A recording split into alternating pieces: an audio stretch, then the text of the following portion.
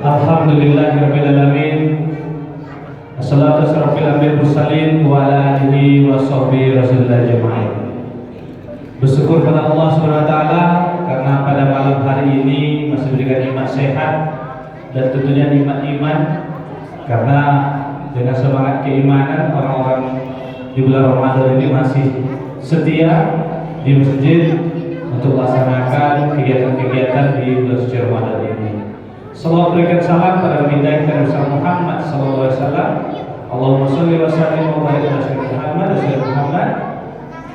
Semoga dengan bersalawat tentunya kita mengharapkan syafaat dari besar dan segala urusan kita di dunia ini dimudahkan oleh Allah Subhanahu wa taala.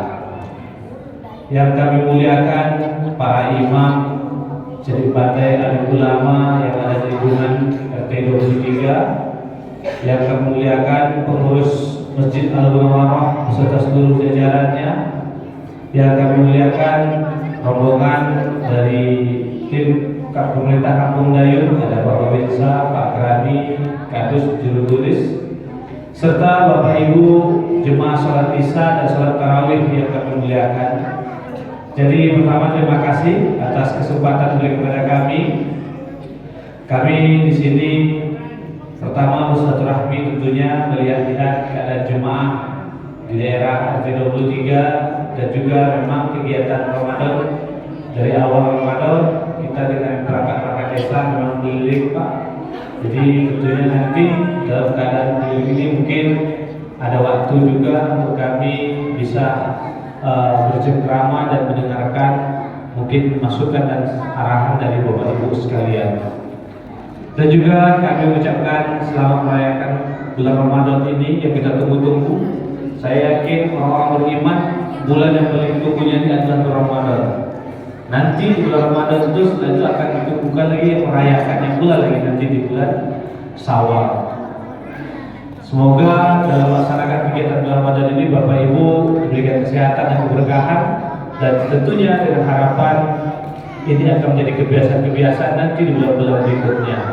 Kami mengucapkan mohon maaf lahir dan batin, dan kami juga di sini sedikit ingin memberikan informasi baik itu terkait perkembangan terkhusus Pasar Dayun. Kalau untuk perkembangan kampung, saya rasa tinggal Pasar Dayun di Pakrani belum terjamah sama sekali.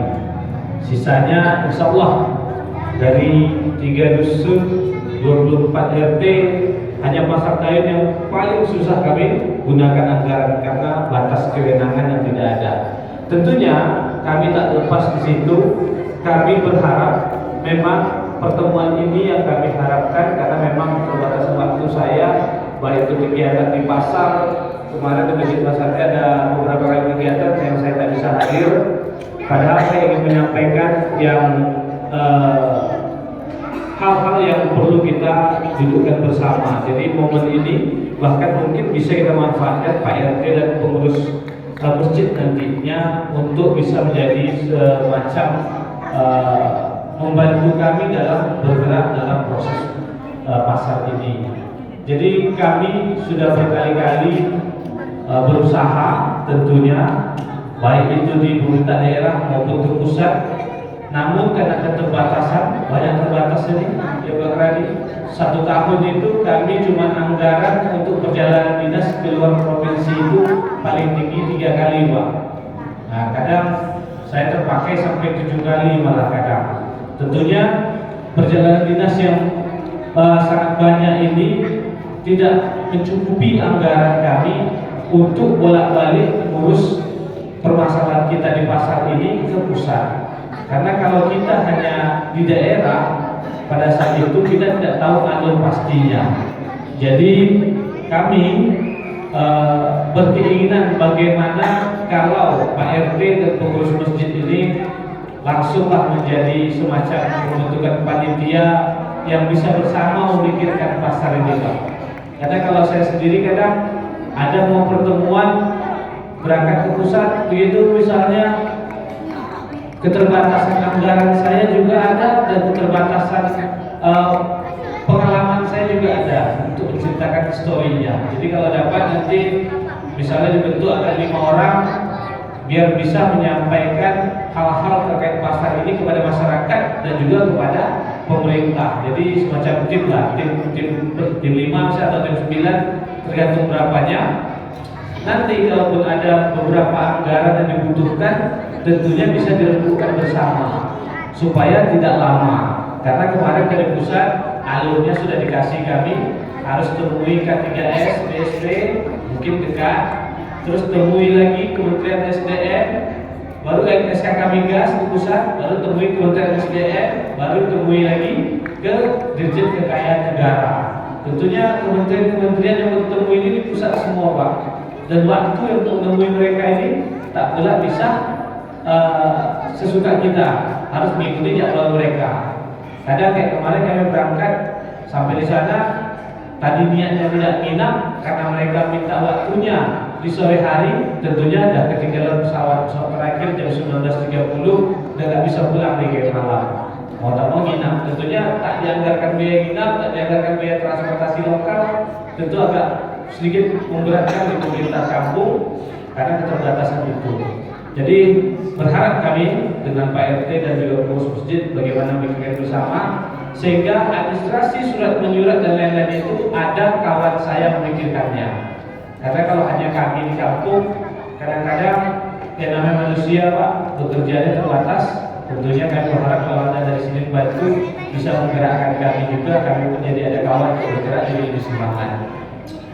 Itu dulu untuk informasi pasar. Selanjutnya Bapak Ibu, ini kita sudah masuk selesai dari pemilu. Suasananya tidak sepanas pemilu tahun 2014-19 lalu, tapi ekonominya sangat panas tahun ini. Ya, masuk 2024 ekonomi sangat luar biasa, terasanya berat.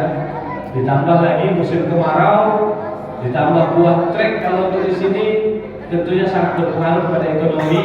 Kami sangat berharap kepada masyarakat bagaimana ekonomi yang susah ini kita dapat mengevaluasi diri kita untuk menggunakan apa yang ada di diri kita ataupun kebutuhan-kebutuhan kita yang ada itu untuk diperkecil. Jadi dalam sebuah kitab Al-Hikam itu pengarang mengatakan sesungguhnya kesusahanmu itu karena kesenanganmu. Jadi kalau mau senang, kurangi tingkat kesenangannya akan mengikuti tingkat kesusahannya. Jadi kalau kesenangan kita kurangi, insya Allah kesusahan pun akan turut serta kurang. Jadi dengan keadaan hari ini, kami dari Kelurahan Kampung Dayun pun sudah semaksimal mungkin, baik itu menambah kuota bansos, menambah hal-hal lainnya untuk kegiatan pemerintah masyarakat. Namun dengan penduduk kita yang setiap tahun makin bertambah, kayaknya tak cukup bansos juga. Anggaran untuk BLT itu sampai 1 M lebih 1 tahun. Tentunya masih ada yang berkeluh kesah kantor, kami kok tak dapat Pak. Nah, ini kan luar biasa saya rasa. Tentunya saking padatnya penduduk, tentu kita tidak bisa membutuhkan kuota untuk bansos. Dan kami berharap di bulan suci Ramadan ini bagaimana kita bisa berzakat, bukan hanya zakat fitrah, tapi zakat mal. Ya, karena di masjid kita, terutama di daerah kita sini, Pak Dusun di sini posisinya sebagai unit pengumpul zakat. Jadi kami sangat berharap bagaimana kita bisa memuliakan tetangga-tetangga kita yang kurang mampu dengan kita berzakat mal. Yang mana hari ini untuk zakat fitrah sudah mulai mungkin berjalan, tapi jangan lupa Bapak Ibu, kita zakat malnya juga sudah harus mulai kita pertimbangkan bagi yang kita sudah lebih mampu daripada yang lain. Jadi Bapak Ibu, sedikit saya mau memetik dari surat Al-Hadid ayat 20. Di situ disampaikan proses sesungguhnya kehidupan kita dunia ini hanyalah kesenangan semata. Kalau dah kesenangan semata, tentu sifatnya itu adalah melalaikan. Kalau dah sifatnya melalaikan, Bapak Ibu bisa kita lihat hari ini bagaimana sebenarnya kemiskinan yang ada di Kampung Dayun ini, kalau saya nilai itu memang karena lalai oleh waktunya. Ya bapak-bapak yang masih sehat kadang lebih banyak waktu kita habis nongkrong-nongkrong ketimbang kita bergerak. Karena saya lihat sebagian besar inang-inang di luar sana dengan memodalkan dia goni, saya tengok dan jadi tak mau dia kerja di kebun. Dia lebih memilih kutip brondolan, mencari 200.000 sehari dapat Pak. Jadi begitu juga pembantu rumah tangga. Saya punya pembantu rumah tangga, pada saat itu saya gaji 1.200.000, dia masih nolak. Saya Pak lebih bagus cari brondolan. Ternyata ibu-ibu ini semangat betul bergerak untuk menambahkan ekonominya. Begitu juga untuk kehidupan hari-hari yang lainnya. Petani kita yang sekarang ini masa seperti ini tentu sangat membahayakan dari kriminalnya Bapak Ibu. Hari ini tuntutan Bapak Ibu itu ada depan mata. Handphone, buka TikTok ada shoppingnya, buka Tokopedia ada shoppingnya, buka Facebook ada shopping, ada belanjanya terus. Ini yang saya maksud tadi, kesenangan semata yang melalaikan, akhirnya berefek panjang. Dalam sebuah kisah bagaimana melunturkan sebuah negara yang besar itu bukan dengan membanyakkan diperangi, bukan dihancurkan dengan perang. Itu sebentar Pak, kalau untuk menghancurkan perang itu mungkin bisa dilawan oleh Indonesia, tapi hancurkan karakter ibunya dulu. Hari ini rata-rata ibu-ibu di Indonesia sibuk jualan online atau belanja online, sehingga pendidikan hancur. Rendahkan martabat guru. Hari ini kita tengok seperti itu, martabat guru sudah sangat direndahkan. Guru dikasih gaji besar, sertifikasi besar, disibukkan dengan mengurus urusan guru saja, dengan bikin laporan ini, laporan itu, sehingga mendidik anaknya hanya fokus ketika jam pelajaran. Hari ini guru lagi ditekan dengan cara ham, sedikit-sedikit dijuntik telinga anaknya udah ham. Ini yang terjadi. Makanya bagaimana kita Bapak Ibu di Kampung Dayun ini tolong jangan sampai terpengaruh oleh dunia-dunia seperti itu. Hari ini bisa lihat kejadian-kejadian di lingkungan kita itu karena apa? Kelalaian oleh orang yang punya rumah. Kalau kejadiannya maling, kejadian yang baru-baru lagi viral, mungkin hari ini biasa kita nonton di televisi, biasa kita nonton di TV, hari ini di Dayun terjadi. Karena apa? Ya pasti karena seorang orang tua merasa menitipkan anaknya di sekolah itu sudah cukup. Sementara orang sekolah merasa anak masuk pesantren itu adalah anak-anak yang suka belajar agama. Ini saya di pesantren juga begitu memandangnya. Kayak memandang bahwasanya orang-anak yang mau masuk pesantren adalah anak-anak yang dari SD-nya suka belajar agama. Dan orang tua memasukkan anak pesantren berpikiran bahwasanya anak bandel tadi jadi baik. Di sini harus diluruskan Bapak Ibu. Kejadian-kejadian seperti ini di Indonesia rata, bukan hanya di Dayun. Bully membuli akhirnya mengakibatkan hilang nyawa. Di Dayun kebalikan dari tempat lain. Di tempat lain karena dibully dia hilang nyawa. Di Dayun karena dibully akhirnya dendam. Tentunya ini peran dari Bapak Ibu semua terhadap anak-anak kita. Lihat anak-anak kita hanya usia SD seperti ini yang memang mengikuti kegiatan di masjid. Masuk ke level sekolah SMP, ada anak yang belajar ngaji lagi. Ayo kita tanya diri kita. Masuk ke level SMP, anak-anak ini mau belajar ngaji pun tak peduli lagi ibu. Padahal mengaji itu bukan hanya membaca Al-Quran. Mengaji adalah mengikuti tausiah agama, mengikuti belajar-belajar agama, sampai nanti di akhir yang ditutup belajar-belajar wiridnya.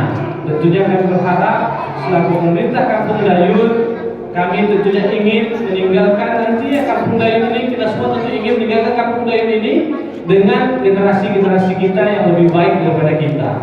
Jangan sampai generasi-generasi kita lebih hancur daripada kita hari ini. Hari ini narkoba di Dayun katanya markas narkoba.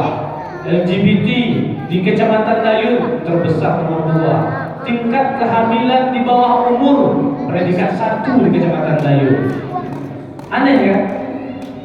Jadi pernikahan dini paling banyak se-Kabupaten Siak itu nomor 1-nya Kecamatan Dayun. Ada yang nyeletuk kemarin, ya Pak, bapaknya toke, anak tamat SMA, bapak toke langsung nikahkan. Itu berarti salah bapaknya. Dan dipikir bahwasanya ketika anak masih di bawah umur belum matang, ketika dinikahkan, yakinlah, tengoklah anak-anak di bawah umur rata-rata nikah 5 tahun maksimal cerai. Ini banyak terjadi Bapak Ibu. Jadi ini yang perlu kita pikirkan, bagaimana ke depan itu kita jangan jadi orang tua yang sia-sia.